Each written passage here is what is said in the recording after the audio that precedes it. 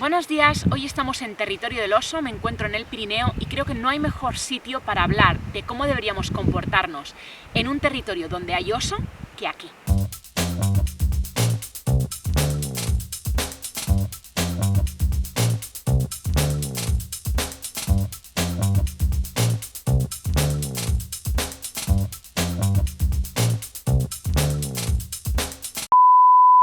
Y es que hace unos cuantos años tuve la gran suerte de poder ver a una distancia prudencial un oso pardo, o un os bru en catalán, con unos prismáticos a una distancia segura para estarlo contemplando durante un buen rato.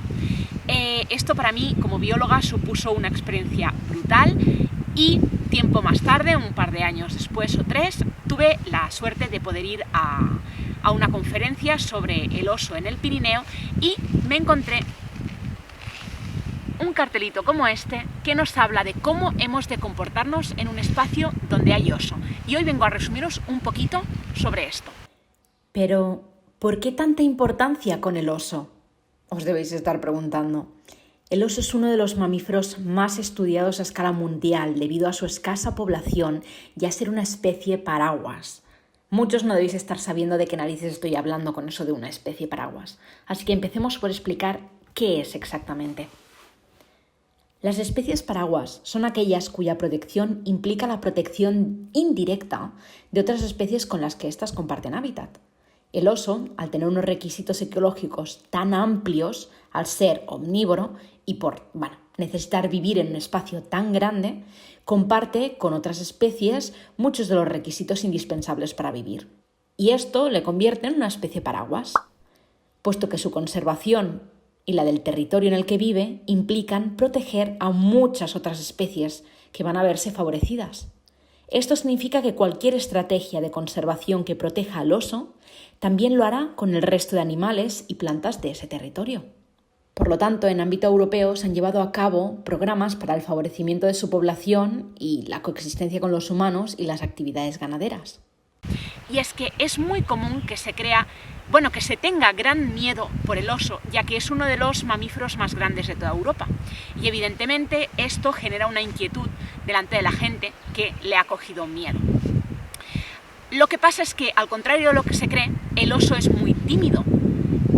Aún en sitios donde hay gran presencia del oso, este no se deja ver con gran facilidad.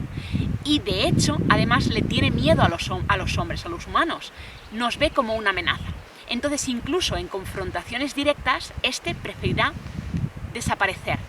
Además, se esconderá con mucha facilidad porque nos va a escuchar y nos va a olfatear mucho antes de que nosotros lo tengamos cerca. Él estará avisado y se retirará. El oso tiene un oído muy desarrollado, muy fino.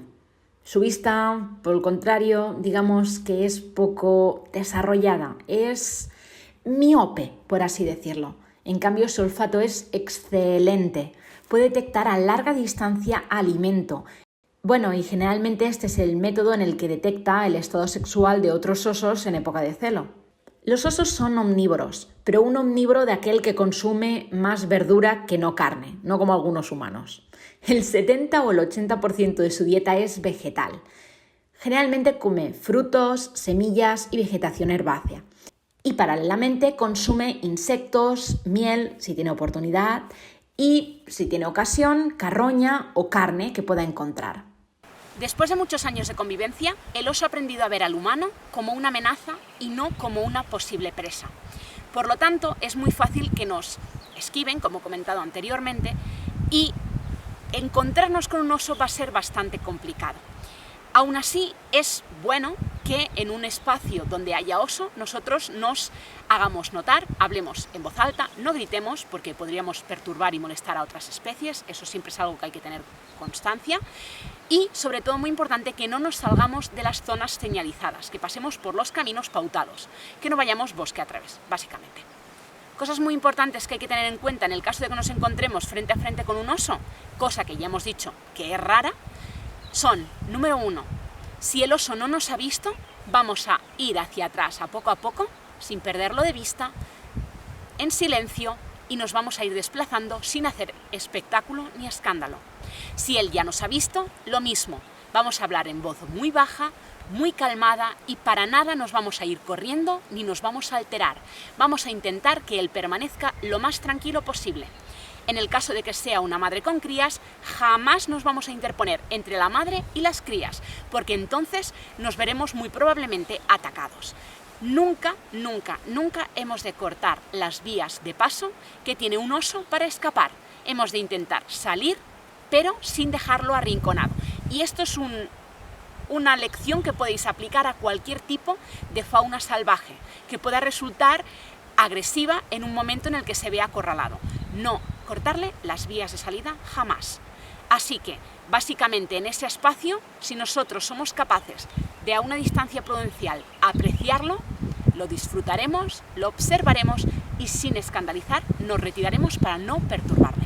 Y por último, es muy importante que si vamos con perros los llevemos siempre atados para evitar cualquier tipo de confrontación y asustar o alterar lo menos posible al oso. Es muy importante que sepáis que en esta zona la última hembra se extinguió hace un tiempo y ya no quedan autóctonas, pero por el buen estado de conservación se han ido reintroduciendo y esto forma parte de un ambiente privilegiado.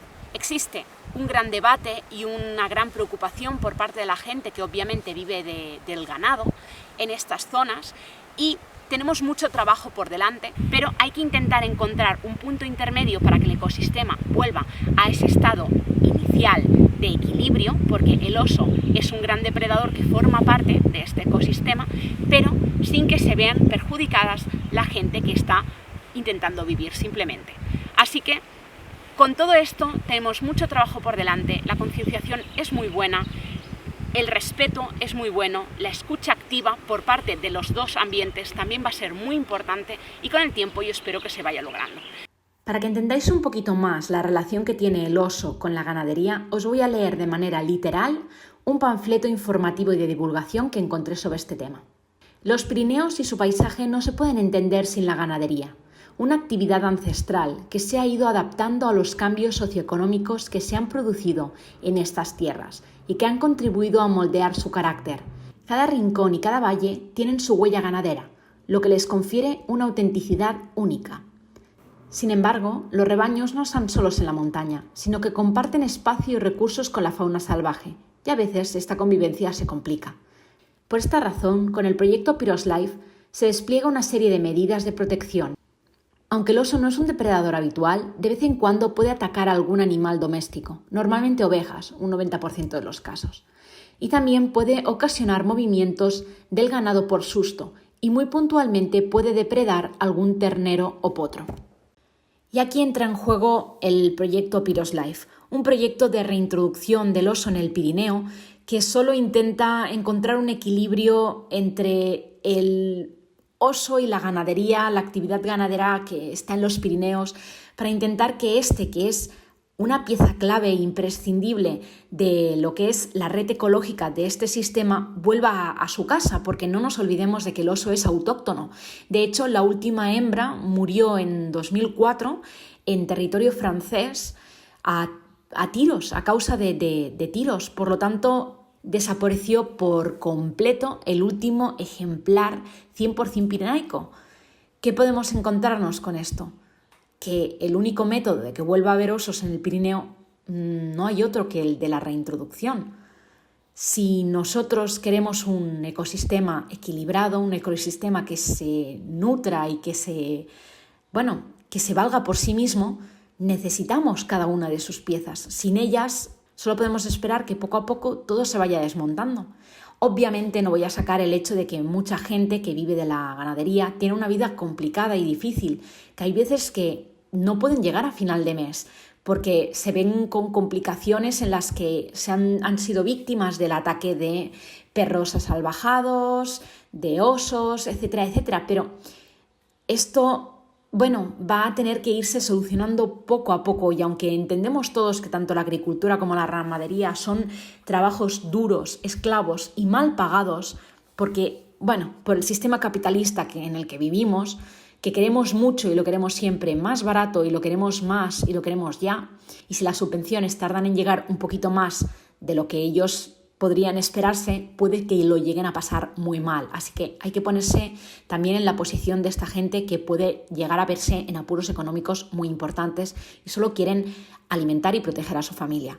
Pero intentamos encontrar un equilibrio entre todo esto, un equilibrio para que entre la comunicación de unos y otros y de las medidas que cada vez son mejores, vayan consiguiendo un poquito de equilibrio. Perros de pastoreo, vallas electrificadas, etcétera, etcétera. Con todo esto, con cambios, vamos a conseguir un equilibrio de nuevo.